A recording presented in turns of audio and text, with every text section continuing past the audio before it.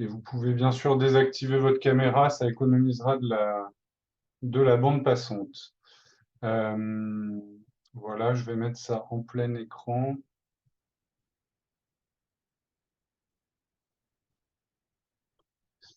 Voilà, donc simplement pour commencer, rappeler les grands objectifs de ce projet ECOTAF, hein, qui est un projet de recherche appliquée en sociologie. Euh, Mieux connaître ces dispositifs que vous représentez aujourd'hui et qui soutiennent la mobilisation écologique des salariés dans le cadre de leur travail. Et donc, ce qu'on souhaite faire, c'est déjà fournir une description de ces dispositifs qui ne sont pas forcément très connus aujourd'hui, essayer d'appréhender leurs effets sur les salariés, mais aussi du côté entreprise, en comprenant l'articulation avec les démarches internes, la RSE évidemment, mais pas que, et puis plus globalement l'impact que ça peut avoir sur les organisations, par exemple sur le mode de management. Et puis enfin, dans ce projet, il y a aussi l'idée de dégager des pistes d'action pour les entreprises et les pouvoirs publics et savoir comment travailler avec ce mouvement de mobilisation des salariés. Donc ça, c'est les grands objectifs du projet, qui est un projet en trois phases. D'abord, un panorama des dispositifs existants, et donc c'est je vais vous présenter aujourd'hui. Ensuite, il y a une étude de cas sur 4 dispositifs, et donc je vous en parlerai un peu à la fin. Et puis à l'automne, on aura un travail autour de la valorisation des résultats et des pistes d'action. Il y aura notamment des ateliers. J'en profite pour dire que, au-delà de l'ADEME, il y a 4 réseaux RSE qui sont associés et qui soutiennent cette étude. Il y a le C3D, Collège des directeurs du développement durable, Entreprises pour l'environnement, l'ORS, donc l'Observatoire de la responsabilité sociétale des entreprises, et puis A4MT, IFPEB, qui sont les organisateurs de CUB 2020, le championnat de France des économies d'énergie. Donc là, cet après-midi, je vous présente les résultats de la première phase, hein, c'est-à-dire du panorama des dispositifs. Et donc, ce qu'on a voulu faire, c'est d'abord rendre intelligible la diversité des dispositifs, parce que vous verrez qu'il y en a beaucoup, décrire aussi leurs principaux mécanismes de fonctionnement, et puis c'est aussi une phase de repérage pour le temps d'approfondissement que sont les études de cas. Et donc, finalement, dans cette étude, on a commencé par faire un inventaire des dispositifs de mobilisation des salariés existants. Donc vous voyez, ils sont assez nombreux. On a défini un certain nombre de critères de choix. Euh, donc on voulait que ce soit des dispositifs extérieurs à l'organisation. Donc il ne s'agit pas de démarche RSE. On voulait aussi des dispositifs qui s'adressent aux salariés et pas exclusivement aux dirigeants. Des dispositifs qui portent sur la transition écologique. Et puis, on a ciblé également sur des dispositifs qui s'adressent aux entreprises privées. Ce n'est pas le cas de tous. Voilà, ça a été une manière aussi de recentrer l'étude. Et donc, à partir de là, on a fait le choix de 12 dispositifs qui figurent là à gauche. On aurait pu en intégrer d'autres, hein. Il y a une part voilà, il a fallu, entre guillemets, sacrifier certains dispositifs. Voilà, on a fait ce choix pour étudier donc une douzaine de dispositifs à travers des entretiens avec les porteurs. Donc vous y avez largement contribué, encore merci pour ça, et également une analyse des documents que vous avez pu nous envoyer sur le dispositif, mais également des documents publics qu'on pouvait trouver sur Internet. On a produit, et j'y reviendrai à la fin, deux types de livrables. Un rapport d'analyse transverse, et c'est ça dont je vais vous présenter les résultats aujourd'hui, et puis des fiches par dispositif, donc qui permettent de rentrer un peu plus en détail dans chaque dispositif. Évidemment, là, je ne reviendrai pas sur ces fiches. Là, il s'agit bien de présenter l'analyse transversale. Alors, je vais le faire en 5 parties. D'abord, on va revenir donc sur la genèse de ces dispositifs. Je vous présenterai ensuite une typologie qu'on a établie. Ensuite, on parlera des différentes postures que les dispositifs adoptent vis-à-vis des salariés. Ensuite, on parlera de leur insertion dans les entreprises. Et puis, enfin, on verra les perspectives de développement et puis les attentes qui ont pu être formulées. Alors, et puis à la fin, donc vos questions auxquelles on pourra répondre, vos questions, vos réactions auxquelles on pourra répondre avec Marguerite. Donc, premier élément, finalement, d'où viennent ces dispositifs qu'on a pu étudier? Et un point qui est commun à une partie d'entre eux, une partie importante d'entre eux, c'est que c'est des dispositifs qui s'inscrivent dans le sillage de la fresque du climat, qui a ouvert finalement un boulevard avec aujourd'hui presque 1 million de fresqués. Et ça a pu, dans les entreprises, évidemment, la fresque du climat ne concerne pas que les entreprises, mais dans les entreprises, le développement massif de la fresque a pu normaliser finalement le recours à des ateliers sur l'écologie dans le monde du travail. Et donc, dans ce sillage, a émergé, alors ce qu'on appelle un écosystème, les sociologues parlent plutôt de milieu social, un milieu social. L'un d'entre vous le qualifie de Sustainable Valley à la française, j'ai beaucoup aimé le terme, donc je le reprends ici. Donc un milieu social au sens où il y a une interconnaissance, hein, et donc certains d'entre vous se connaissent déjà, et un milieu aussi qui est à la croisée entre une culture associative des entreprises de l'ESS, mais aussi une culture plus start-up et donc le monde de la technologie. Et finalement, ce milieu social, euh, un des moments de cristallisation, ça a été en mai dernier, les rencontres de l'écologie et du travail auxquelles on a pu se rendre. D'où viennent ces dispositifs? On voit qu'il y a trois grandes logiques de création. Une première logique, c'est une dérivation d'un dispositif initialement destiné à une autre cible, généralement grand public, qui a connu un succès souvent inattendu vis-à-vis des salariés, et donc les porteurs ont décidé de développer une version plus spécifique pour le monde de l'entreprise et des salariés. Une autre origine qu'on a pu détecter, c'est des projets associatifs qui ont réussi, qui ont grossi et donc qui ont muté. Donc ça peut être des projets de fin d'études, hein, on en a pour les plateformes notamment, ou le Printemps écologique par exemple, qui était une association initialement.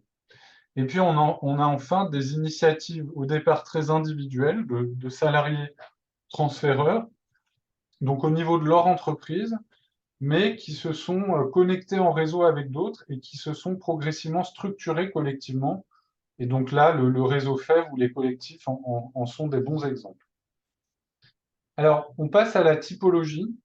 Et là, vous voyez une image qui sera un peu un fil rouge dans cette présentation. Et une première entrée dans cette typologie, c'est ce diagramme qui positionne les 12 dispositifs qu'on a étudiés selon deux axes. Donc, vous avez l'axe vertical, donc ça, il représente finalement la cible, donc plutôt les salariés ou plutôt les entreprises. Et puis, en axe horizontal, vous avez l'objectif du dispositif ou les objectifs. Soit on est plutôt du côté de la transformation personnelle, soit on est plutôt du côté de la transformation organisationnelle, sachant que les périmètres, hein, et j'y reviendrai, sont variables. Hein, vous voyez les différentes étiquettes là sur cet axe horizontal. Donc, il ne faut pas avoir une lecture trop balistique de ce diagramme. Hein, et, on a positionné les dispositifs un peu les uns par rapport aux autres. Il ne fallait pas les superposer non plus. Mais ça permet de représenter dans l'espace et par rapport aux différentes idées que je vais développer ensuite.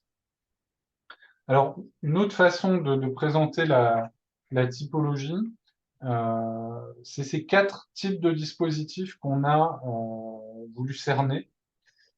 Donc, ce que partagent finalement tous les dispositifs que vous représentez, c'est un objectif commun de passage à l'action des salariés sur les questions écologiques, hein. Il ne s'agit plus uniquement de faire de la sensibilisation aux enjeux, mais bien d'accompagner le passage à l'action. Et ça, vous le faites de manière différente. Et pour réduire un peu la complexité de cette diversité, on propose 4 types. Donc un type, c'est à la fois une forme de dispositif associée à une stratégie principale d'activation.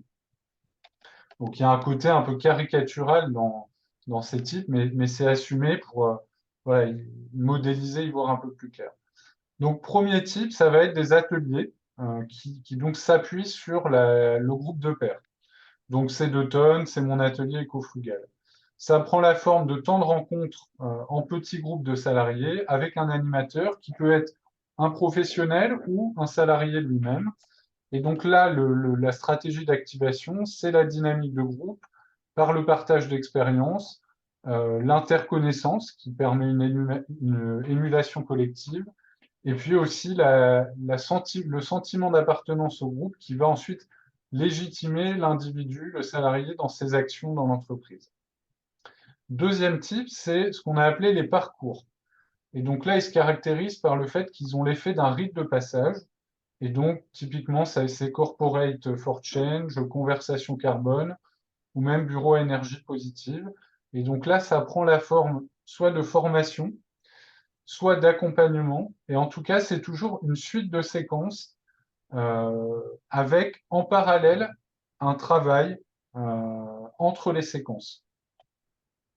Et donc ces parcours, ils s'adressent non pas à tous les salariés, mais plutôt en général à des salariés relais. Et ils visent la transformation des individus ou des groupes de salariés par le travail émotionnel, la montée en compétences et aussi l'expérience de nouvelles méthodes de collaboration, peut-être moins horizontales. Troisième type, le digital, donc c'est souvent des plateformes. Et là, on voit que ce qui fonctionne comme stratégie d'activation, ça va être la mise au défi des individus. Et donc là, on est sur l'ACA, énergie de vendredi, pour ce qui concerne celle qu'on a étudiée. Et donc, c'est des applications, des plateformes qui, là, vont être proposées en général à tous les salariés de l'entreprise et qui vont s'appuyer sur la gamification, donc le système de points, sur une certaine compétition entre les entités de l'entreprise, et également sur la valorisation de pionniers hein, qui inspirent leurs collègues. Et là, quelque chose qui m'a marqué dans l'étude de ces plateformes, ça a été le fait qu'il fallait du coup, comme on était à distance, mettre en place un système de validation numérique des actions écologiques qui peut passer par la prise de photos, qui peut passer par la réponse à des quiz. Dernier type de dispositif de mobilisation, c'est les réseaux qui vont animer un certain activisme des salariés. Donc là, c'est le réseau FEF, c'est Printemps écologique, c'est les collectifs. Donc là, on est face à des fédérations de groupes de salariés en entreprise qui vont jouer un rôle d'accompagnement de leur création au sein des entreprises, mais également de soutien dans leur action. Et donc là, on est sur un dispositif qui a une dimension politique à travers l'animation de communautés de pairs plutôt à distance de l'entreprise et des actions également d'influence sur les entreprises, mais aussi parfois des effets sur les évolutions de carrière, hein. On pense notamment à voilà, des salariés qui deviennent représentants syndicaux dans le cadre du printemps écologique. Donc voilà les éléments de typologie, et maintenant on va passer aux éléments de posture de ces dispositifs vis-à-vis des salariés.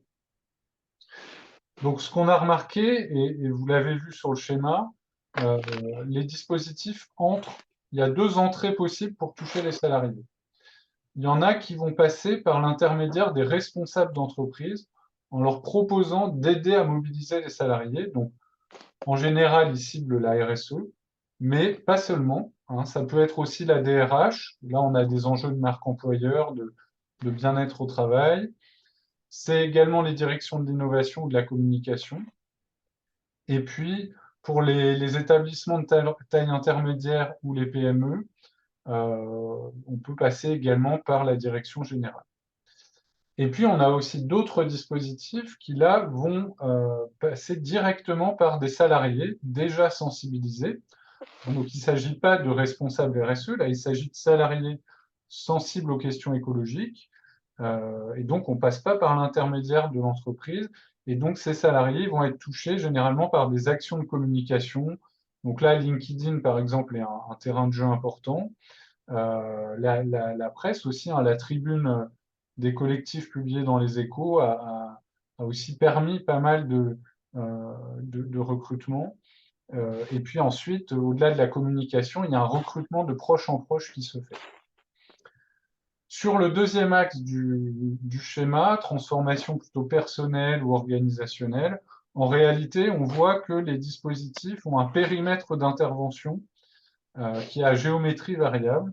Et donc là, l'idée intéressante à retenir, c'est que quand on cherche à mobiliser les salariés, on voit qu'on ne mobilise pas uniquement le salarié en tant que travailleur, on le mobilise aussi en tant que citoyen ou en tant que consommateur, hein. Et donc, il y a ces différentes facettes qui interviennent dans la mobilisation des salariés. Alors, pour être un peu plus précis, on voit qu'il y a des dispositifs qui vont vraiment jouer sur l'engagement citoyen et donc finalement sur le hors-travail. Et pourtant, ils s'adressent à des salariés, mais avec l'idée qu'ils vont augmenter leur capital d'engagement et que du coup, pour l'entreprise, ça va être un acquis, ce capital d'engagement des salariés, quand l'entreprise va souhaiter derrière impliquer les salariés sur, par exemple, une stratégie RSE. On a aussi des dispositifs qui vont travailler sur les pratiques au domicile. Alors souvent, c'est hybride, hein, ils ne travaillent pas que sur les pratiques au domicile. Là, l'idée qui est derrière, c'est que c'est une manière d'intéresser les salariés. Finalement, si on leur parle de leur chez-soi, hein, ça va les intéresser davantage. Mais c'est aussi l'idée d'impulser une dynamique qui va partir certes du domicile, mais qui derrière va atteindre une sphère professionnelle. On a également des dispositifs qui vont s'intéresser aux éco-gestes au travail. Euh, donc c'est souvent une première étape, hein, c'est jamais perçu comme une fin en soi, hein, et souvent on s'intéresse aux éco-gestes au travail, hein, mais on veut aller au-delà des actions individuelles et ce qu'on veut toucher en réalité, c'est les règles de vie collective en entreprise. De plus en plus de dispositifs cherchent à agir sur les pratiques métiers, hein. Donc c'est un peu la nouvelle frontière aujourd'hui. Euh, et, et- et on voit que ça pose des questions parce que ici, quand on travaille sur les éco-gestes, on peut se baser sur un environnement type qui est le bureau et une activité type. Quand on rentre dans le domaine des pratiques métiers, il y a forcément un travail d'adaptation du dispositif à faire parce que les métiers sont extrêmement divers par nature. Et puis, dernier périmètre, hein, qui est le plus proche finalement de la transformation organisationnelle, c'est des dispositifs qui entendent toucher au modèle d'activité de l'entreprise, donc modèle économique, mais pas seulement, hein, plus globalement le modèle d'activité. Et donc là, on voit qu'il y a des tentatives, mais que ça reste difficile parce que, évidemment, c'est des évolutions de long terme et c'est aussi des évolutions qui relèvent de la responsabilité des dirigeants, hein, plus que celle des salariés. Et donc, comme là, on est bien sur des dispositifs de mobilisation des salariés, forcément, il y a moins de marge de manœuvre. Autres éléments sur la posture des dispositifs vis-à-vis des salariés, c'est la façon dont les dispositifs que vous représentez mobilisent, impliquent les salariés. Alors, ce qui a été très frappant en faisant les entretiens, c'est qu'on s'est rendu compte que parmi les dispositifs que vous représentez, il y avait un véritable savoir-faire, une expertise très développée sur les modes d'implication des salariés. Alors là, on parle bien d'implication basée sur le volontariat, hein. Aucun des dispositifs finalement ne cherche n'implique de manière hiérarchique les salariés. Donc, il faut toujours obtenir l'adhésion, l'assentiment des salariés. On voit qu'il y a quand même deux grandes natures de mobilisation. Il y a des dispositifs qui sont plus tournés vers l'intensification et d'autres qui sont plus tournés vers la massification. Et donc, je vais développer un petit peu les tactiques, les stratégies qui sont mises en place à chaque fois. Donc, pour certains dispositifs, on est sur un objectif d'intensification, hein, c'est-à-dire d'impliquer, d'outiller des salariés qui sont déjà engagés. Et donc, on voit que là, ça passe par des actions de communication interne dans l'entreprise. Souvent, on va soutenir le responsable qui est le point d'entrée dans l'entreprise avec un kit, avec voilà, des éléments de langage, des modèles de mail, etc. On a aussi l'organisation d'événements de lancement qui vont permettre à cette occasion de recruter des salariés, hein, ceux qui seront présents à l'événement et auquel on va demander de se signaler. Et puis, on a aussi des appels à candidature qui permettent de réunir des petits groupes. Éco-salariés l'a fait au niveau d'un territoire. Corporate for Change fait par exemple des appels à innovateurs dans les entreprises. Donc ça, c'est la mobilisation entendue comme de l'intensification. Et puis, on a une autre forme de mobilisation qui consiste à aller au-delà des personnes déjà sensibilisées. Et donc là, on a une tactique assez intéressante que Vendredi appelle la tactique des temps forts, mais qui existe également dans d'autres dispositifs.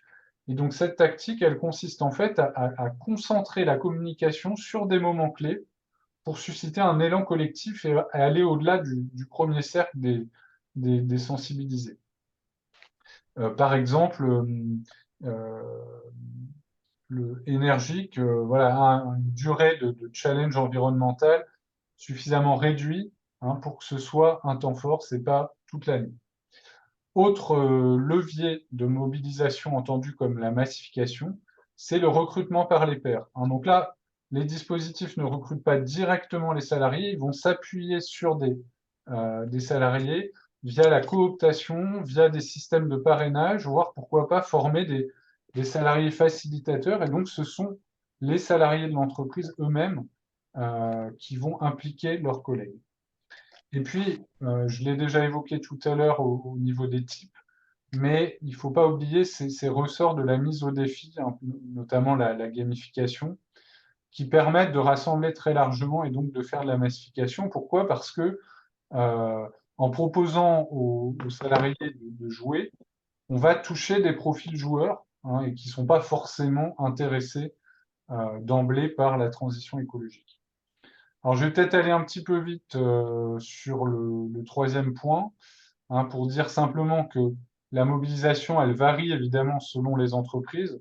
On voit qu'elle est proportionnellement plus élevée dans les petites structures. On arrive à toucher un pourcentage plus important de l'entreprise, ce qui ne veut pas dire qu'on touche plus de monde.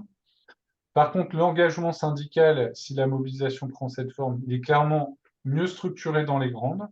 Et puis, il y a vraiment une problématique spécifique de la mobilisation dans les entreprises multisites, hein, c'est ce qu'a bien compris l'ACA, mais d'autres entreprises, d'autres dispositifs, pardon, sont concernés.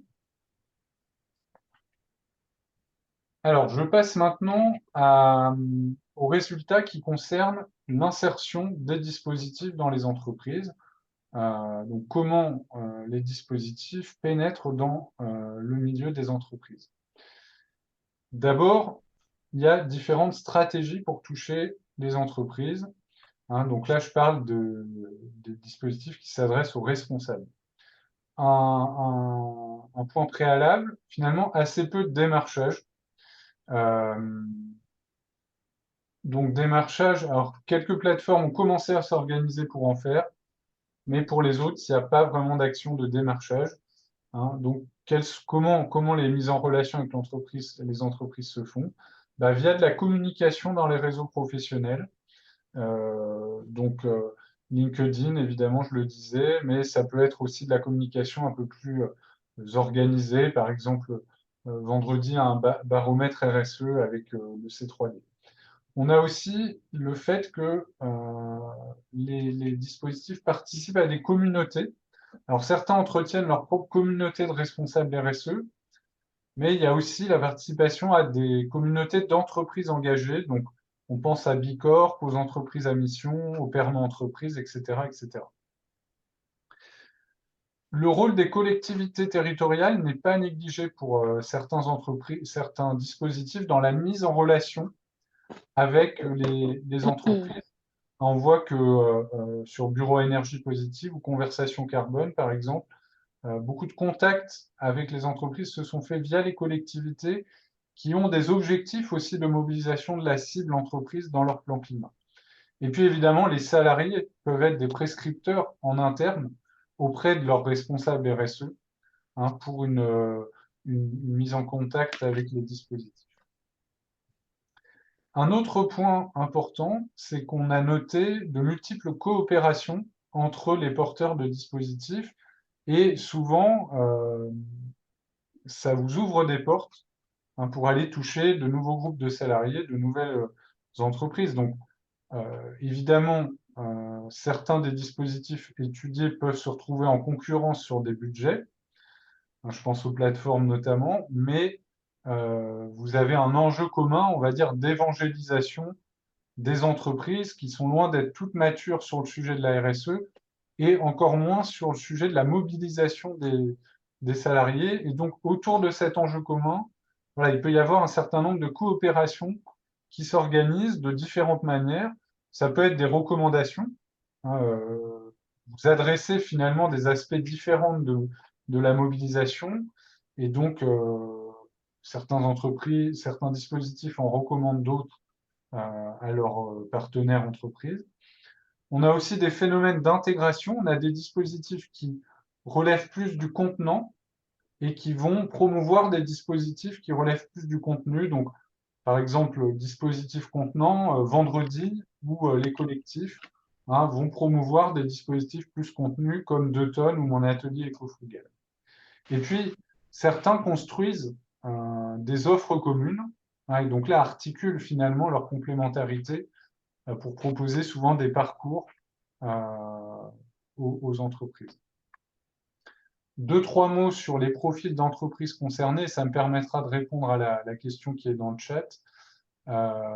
Grosso modo, ce qu'on a vu, c'est que aujourd'hui, très peu de petites structures, hein, donc quand je dis petites structures, c'est les PME, donc c'est moins de 50 salariés, mais même moins de 250, voilà, on voit que finalement, le cœur de cible de vos dispositifs aujourd'hui n'est pas là, ce qui ne veut pas dire qu'il ne faut pas aller essayer de toucher ces petites structures, mais que le cœur de cible aujourd'hui, c'est plutôt les grandes entreprises, les ETI du secteur des services et de l'industrie. Et on ne pouvait pas s'empêcher de voir que Orange, qui a été cité par 5 porteurs de dispositifs sur les 12 qu'on a enquêtés, a joué un peu un rôle d'entreprise laboratoire, ou de soutien en tout cas pour plusieurs dispositifs. Alors sur la question de l'insertion des dispositifs dans les entreprises, quelques points complémentaires. On a repéré des critères de succès du déploiement en interne d'une entreprise. Alors premièrement, l'attitude de la RSE évidemment va être déterminante, ce qui veut dire que la RSE n'est pas nécessairement un allié pour ces dispositifs de mobilisation des salariés. En fait, ce qu'on a pu identifier dans les discours des porteurs, c'est qu'il y a un peu 2 écoles de RSE aujourd'hui. Il y a une ancienne école, donc c'est celle qui va plutôt voir son métier comme la gestion d'externalités négatives, qui est souvent un peu isolée dans l'entreprise, et pour qui donner la parole aux salariés, c'est perçu comme un risque parce que les compétences sont plutôt des compétences juridiques ou financières, et donc voilà, on n'est pas à l'aise avec la mobilisation. Et puis, il y a une nouvelle RSE, entre guillemets, une nouvelle école, un nouveau modèle, qui est plus favorable finalement à l'insertion de ces dispositifs de mobilisation dans les entreprises. Donc là, le portrait robot, c'est la RSE qui cherche à réduire l'impact de l'activité de l'entreprise sur la planète. C'est également une RSE qui est vraiment au cœur de l'activité de l'entreprise, et notamment le directeur RSE fait partie du COMEX, on le voit souvent comme ça. Et c'est évidemment une RSE qui a compris l'enjeu d'embarquer tout le monde, hein, dans cette transformation, et donc y compris les salariés. Deuxième critère de succès, c'est évidemment l'engagement des responsables dans le suivi du dispositif. Hein, donc ça passe par une équipe pilote, hein, avec une implication. On a certains dispositifs qui demandent vraiment des temps de travail importants de responsables dans l'entreprise. pour pouvoir être déployés. Et puis également un autre point, c'est l'importance que le management doit donner aux propositions des salariés et montrer finalement que les propositions qui émergent dans le cadre du dispositif, bah, il y a une suite et en tout cas ça suscite l'intérêt de la direction. Autre critère de succès, mais ça, je pense que celui-là, vous vous y attendez, c'est la présence de salariés engagés euh, dans l'entreprise. C'est évidemment un tremplin pour le déploiement rapide et profond du dispositif de mobilisation. Euh, voilà, c'est une ressource importante pour vous. Et ce qui est intéressant, c'est de voir que voilà, dans ces entreprises où il y a déjà des salariés engagés, le fait qu'on mette en place des dispositifs de mobilisation, ça va souvent conduire à une forme de normalisation de cette fonction d'ambassadeur RSE qu'on voit aujourd'hui de plus en plus. Dernier critère de succès, c'est le créditant écologique. Euh, donc voilà, c'est cette idée que aujourd'hui l'entreprise peut allouer un temps de travail aux salariés consacré à ces questions écologiques.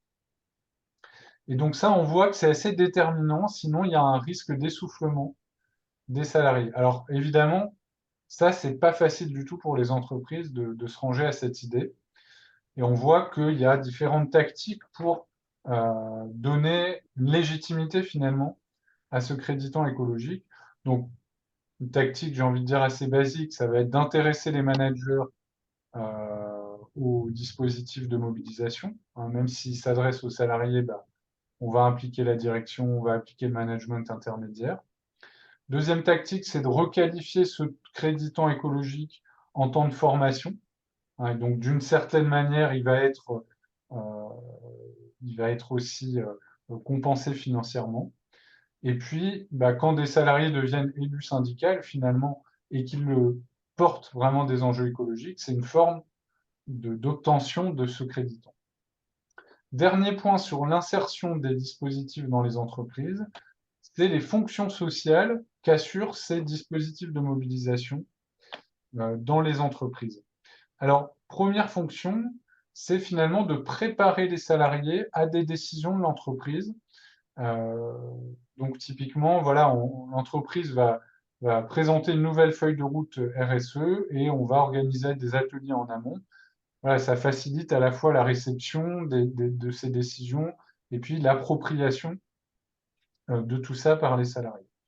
Deuxième fonction qu'on a pu repérer, c'est de faire remonter les propositions des salariés à la direction avec là des dispositifs qui prévoient quelquefois des livrables ou qui organisent des temps dédiés vraiment à cette consolidation des propositions et à l'écoute de la direction. Troisième fonction, c'est de suivre et de stimuler la diffusion des actions écologiques dans l'entreprise. Et là, on a des plateformes euh, qui finalement aujourd'hui sont des outils importants de reporting hein, pour des sites dispersés et puis des outils de pilotage aussi pour la RSE qui a besoin à un moment d'avoir une vue centralisée. Et puis enfin, évidemment, ces dispositifs de mobilisation, ils ont pour fonction de faire émerger ou de faciliter l'émergence de groupes de salariés engagés. Mais ce qui est important, c'est surtout de créer ce lien avec les responsables d'entreprise et donc de bien les identifier et finalement de susciter une forme de collaboration entre ces groupes et l'entreprise. Voilà, on s'approche de la fin et du coup, j'espère qu'il vous reste encore un petit peu d'attention. Euh, donc, pour présenter les perspectives de développement, donc il s'agit à la fois de traiter des modèles économiques des dispositifs et puis de la question du changement d'échelle. Alors, ce qu'on a noté, c'est qu'il y avait aujourd'hui autour des dispositifs de type digitaux, donc applications, plateformes, une vraie dynamique de croissance. D'abord parce que c'est des dispositifs qui ont été pensés pour croître, pour se développer, pour se massifier. Voilà, pour une start-up, pour une plateforme, le déploiement massif, c'est dans son ADN hein, depuis le début. Et puis, ils sont souvent un modèle économique qui va vraiment pouvoir accompagner cette croissance. Et en l'occurrence, c'est le principe de l'abonnement. hein. Et donc, finalement, à chaque fois qu'une nouvelle entreprise rentre, ça va permettre de faire rentrer aussi de nouveaux salariés ou de nouvelles ressources. Et puis, un élément important, c'est la crise du Covid, qui, vous le savez, a accru vraiment le recours au digital et qui donc là forcément a favorisé des dispositifs qui se basaient déjà sur un modèle 100% digital ou quasiment 100% digital. Ensuite, on a les réseaux. Et donc là, les réseaux, ce qu'on a noté, c'est qu'il y avait vraiment un fort potentiel de développement. Tout simplement parce qu'il y a une vraie demande des salariés de s'inscrire dans ce fonctionnement en réseau, mais qu'il y avait aussi une sous-capacité chronique, hein, qui est liée à leur modèle économique. Et donc souvent, ce modèle économique, il a pu être alimenté au départ par des subventions, mais qui ne sont pas nécessairement durables. Et donc très rapidement, les réseaux touchent aux limites du bénévolat. Et si on devait résumer, c'est que c'est un peu toujours les mêmes personnes qui font avancer le schmilblick. Et donc il peut y avoir un essoufflement. Et donc l'enjeu, ça va être d'élargir, de collectiviser, mais aussi de trouver des sources de financement. Et là, ce qui est compliqué, c'est de trouver des sources de financement tout en restant indépendant des entreprises, hein. Et donc là, l'exemple du printemps écologique qui cherche en ce moment à développer les cotisations syndicales, mais qui se heurte aussi à un manque de culture syndicale chez les jeunes, ou un déficit de cette culture, hein, qui dépasse là la simple question de la transition écologique. Pour les ateliers, pour les dispositifs ateliers et parcours, on voit qu'il y a à la fois des contraintes au développement et puis des atouts, des opportunités. Alors, côté contraintes, on voit que la croissance n'est pas toujours pour ces dispositifs une priorité. Soit parce qu'ils ont pu être très personnalisés autour de leur fondateur, soit parce qu'ils se vivent encore, j'ai envie de dire, comme une expérimentation. Et puis, certains dispositifs font clairement le choix et assument clairement le choix d'une auto-limitation de leur croissance aussi pour rester, voilà, sur une posture d'innovation permanente. On voit qu'en termes de modèle économique, la vente de prestations à l'unité n'est pas suffisante. Voilà, ceux qui sont dans une logique de vente d'ateliers à l'unité, par exemple, rencontrent des difficultés. Et puis sur des dispositifs qui étaient vraiment très locaux, il y a cette question de la duplication dans les autres territoires. Et là, on voit notamment que sur des dispositifs portés par des structures parapubliques, on n'a pas véritablement eu de relais des fédérations qui auraient permis finalement voilà, de diffuser au niveau du territoire national un dispositif qui avait été initié localement. Alors sur les opportunités de développement, donc au niveau des modèles économiques, on voit que ce qui marche très bien aujourd'hui, c'est le financement par la formation. Et donc ça, pour des ateliers, pour des parcours, c'est quelque chose qui va permettre de stabiliser un modèle économique, avec même des possibilités d'indépendance vis-à-vis des entreprises, quand les dispositifs obtiennent une reconnaissance dans le compte personnel de formation qui, du coup, permet aux salariés d'avoir recours au dispositif sans forcément avoir à demander l'autorisation de l'entreprise. Et puis, un autre levier de développement, ça va être la formation d'animateurs professionnels, hein. Et donc là, c'est clairement, donc là, l'idée, c'est plus de former uniquement des salariés facilitateurs ou des salariés relais, mais bien de former des formateurs professionnels ou des animateurs professionnels. Et là, clairement, pour les porteurs de dispositifs, c'est un changement de posture, hein, puisqu'il faut devenir formateur de formateurs, mais c'est aussi un levier d'accélération important. Voilà, et avant de vous donner la parole, ah bah, je me suis trompé dans l'ordre de mes diapos, mais simplement pour, pour revenir sur des attentes qui avaient été exprimées vis-à-vis des acteurs qui sont financeurs de cette étude et donc que je restitue ici. Donc avec l'ADEME, ce qu'on a entendu dans les entretiens, c'est qu'il y avait un vrai potentiel de partenariat, tout simplement parce que les dispositifs partagent les mêmes objectifs que l'ADEME sur cette cible salarié entreprise, mais qui restait largement à activer encore, parce que finalement les relations sont pas installées. Alors j'ai mis jeu de cache-cache parce que dans les descriptions que certains des porteurs ont fait, on avait un peu ce sentiment-là. Certains dispositifs ont eu une subvention des directions régionales de l'ADEME qui leur a permis de démarrer, hein, mais souvent c'est pas quelque chose de durable. Euh, et puis, une difficulté à trouver aussi un interlocuteur au niveau national. Et pourtant, voilà, on voit que certains dispositifs ont vraiment une action de valorisation des contenus de l'ADEME à large échelle, et je pense notamment au scénario prospectif Transition 2050, voilà, qui ont été repris sous différentes formes par plusieurs dispositifs et qui du coup permettent aussi une diffusion de ces contenus experts au départ. Et donc là, trois attentes qui ont été formulées. Communiquer, donc trois attentes qui s'adressent à l'ADEME. Communiquer davantage sur les dispositifs et de façon plus pluraliste, parce que parfois, le reproche qui pouvait être fait, c'est que l'ADEME communiquait un peu toujours sur les mêmes dispositifs.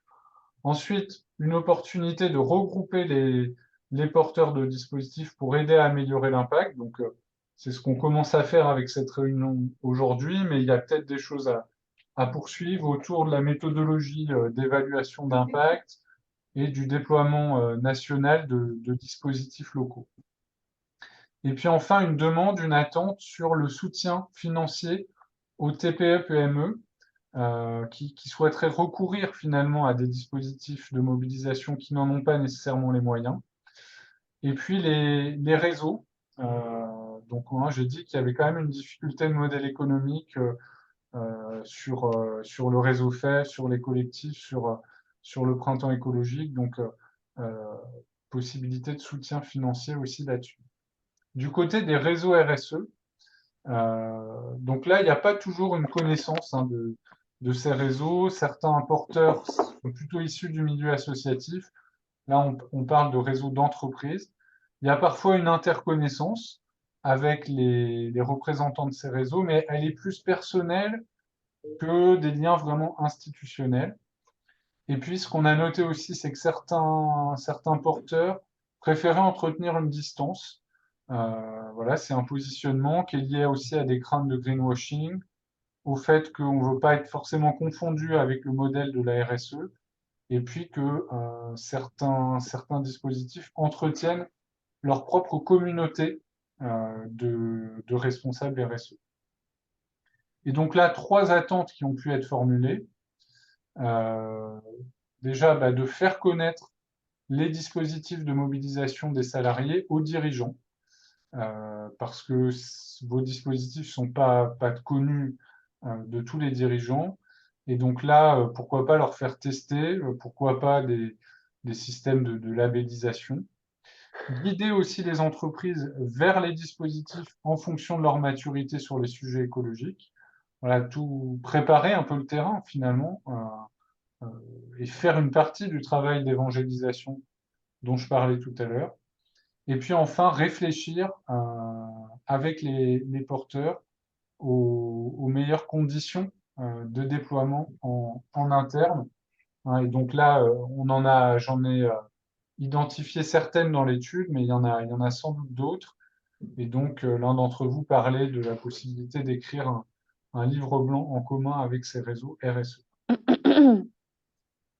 Voilà, il est 15 heures, donc j'en ai terminé avec la présentation.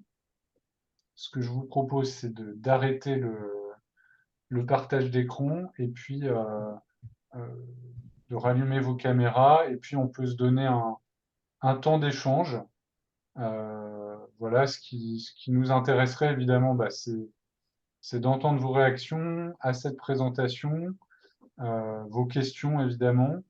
Et puis, vous avez fait parvenir hein, les livrables de cette étude, donc peut-être en parler également si vous le souhaitez. Donc voilà, comme on est assez nombreux, je pense que chacun pourra prendre la parole une fois maximum. Et donc voilà, les débats sont ouverts. Euh, Est-ce que quelqu'un souhaite prendre la parole en premier?